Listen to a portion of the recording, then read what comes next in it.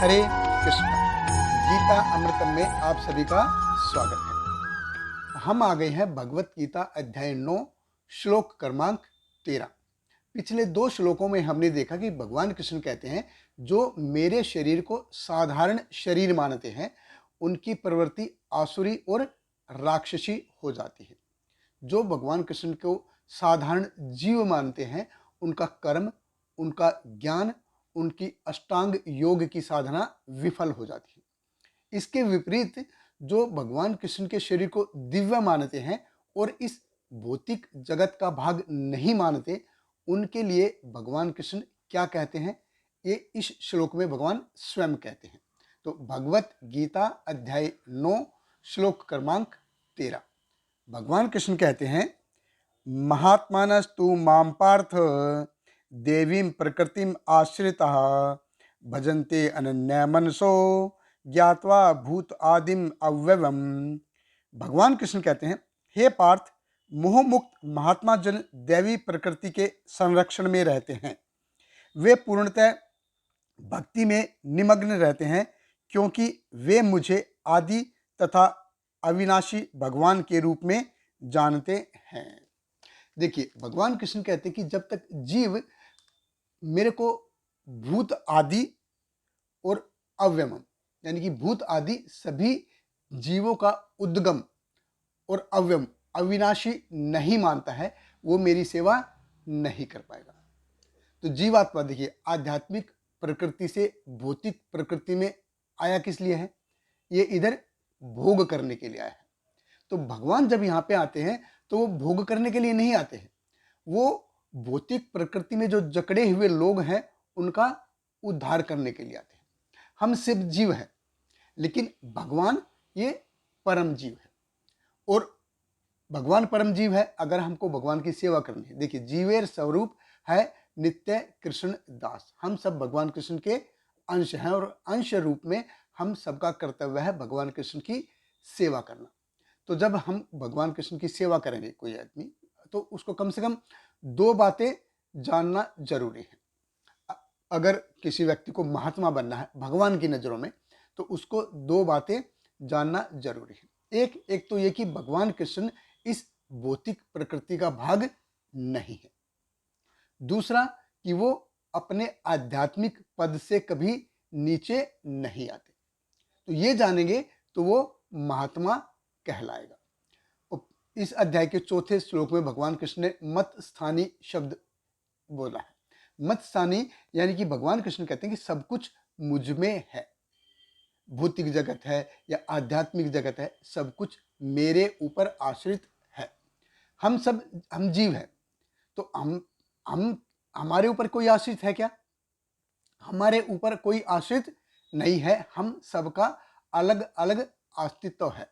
शारीरिक रूप से हम किसी के अस्तित्व के कारण हो सकते हैं कि ये मेरा बच्चा है, लेकिन उसका भरण पोषण कौन करता है? भगवान कृष्ण करते हैं। नित्यो नित्यानाम चेतन चेतनानाम एको बहुनाम यो विदधाति कामान।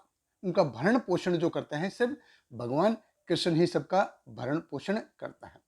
अगर कोई भी भगवान के शरीर को साधारण व्यक्ति मानता है, साधारण शरीर मानता है, तो पिछले श्लोक में भी हमने देखा था जैसे मोग आशा, मोग ज्ञान, मोग कर्मणो विचेत से, कि उसके ज्ञान, उसका कर्म, उसका साधना सब विफल हो जाती है। मतलब वो मोहग्रस्त है, वो पूरी तरह से मोहग्रस्त है। तो जब कोई ये व्यक्ति ये जान जाता है कि भगवान कृष्ण एक साधारण व्यक्ति नहीं है और वो सभी का पालन पोषण करते हैं, जब कोई व्यक्ति ये जान जाता है तो वो भगवान कृष्ण का भजन करता है और वो महात्मा कहलाता है। भजन कैसे करता है? वो अनन्य मन से। इस 7वें अध्याय के 14वें श्लोक में भगवान ने बताया था कि देवी ऐसा गुणमयी मम माया दुरत्या, कि ये भौतिक प्रकृति भगवान की शक्ति है, देवी शक्ति है। तो भौतिक प्रकृति का अगर हम भोग करने की इच्छा रखेंगे तो हमको वो आसुरी प्रवृत्ति का बनाती है। प्रकृति में कोई दोष नहीं है, प्रकृति निर्दोष है। जैसे माँ है, माँ निर्दोष है, लेकिन वो जब बच्चा ज़्यादा मस्ती करता है तो माँ कभी कभी उसको चपत भी लगाती है। ऐसा नहीं कि माँ को चपत लगाने में बहुत आनंद आ रहा है, नहीं, बच्चा जब मस्ती करता है तो माँ चपत लगाती है। इसी प्रकार ये भौतिक प्रकृति है, ये भगवान की देन है। उपनिषद बड़े सुंदर तरीके से बताते हैं, ईशावास्यम इदम सर्वम यत् किंचिन जगताम जगत तेन तक्त्वा भुंजिता माँ कश्य शुद्ध धर्म।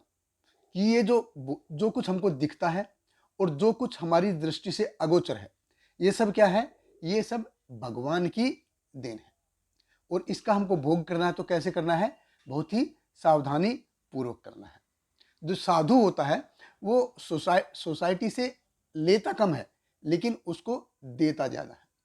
असाधु वो सोसाइटी से सिर्फ लेता है, उसको देता बहुत कम है। और भगवान कृष्ण कहते हैं पत्रम पुष्पम फलम तोयम, मेरे कोई पत्ता दे दो, कोई फूल दे दो, कोई फल दे दो, कोई पानी दे दो, मैं प्रसन्न हो जाऊंगा। तो भगवान को प्रसन्न करना बहुत आसान है, लेकिन उसके लिए हमको भगवान के प्रसन्न करने की इच्छा होनी चाहिए, तो वो महात्मा कहलाएगा। अगर कोई व्यक्ति भगवान को प्रसन्न करता है तो वो महात्मा कहलाता है। किसी राष्ट्र के किसी व्यक्ति विशेष को महात्मा कहने से वो महात्मा नहीं हो जाता। महात्मा भगवान कहते हैं कि वो देवी प्रकृति के संरक्षण में रहता है। और संरक्षण में रहता तो करता क्या है? वो मेरी सेवा करता है। वो कैसे करता है? अनन्य मनसो भजंती अनन्य मनसो, की वो हमेशा करता है मेरी सेवा। तो जो भगवान कृष्ण को supreme personality of God head मानता है और अपने आप को उसका हिस्सा मानता है तो वो उसकी हमेशा सेवा करता है। देखिए, आत्मा का स्वभाव है वो कभी निष्क्रिय नहीं रहती, वो हमेशा कार्यशील रहती है। तो इसलिए भगवान कृष्ण कहते हैं भजंती अनन्य मनसो, कि वो हमेशा मेरी सेवा करता है। तो जो भक्ति है ये कोई आम चेयर फिलोसॉफी नहीं है कि एक हाथ में दारू का गिलास लेके बैठे और एक हाथ में सिगरेट लेके और हम भक्ति के ऊपर डिस्कस करें। नहीं, ये हमेशा सतत कीर्तन, ये हमेशा भगवान की सेवा करना है।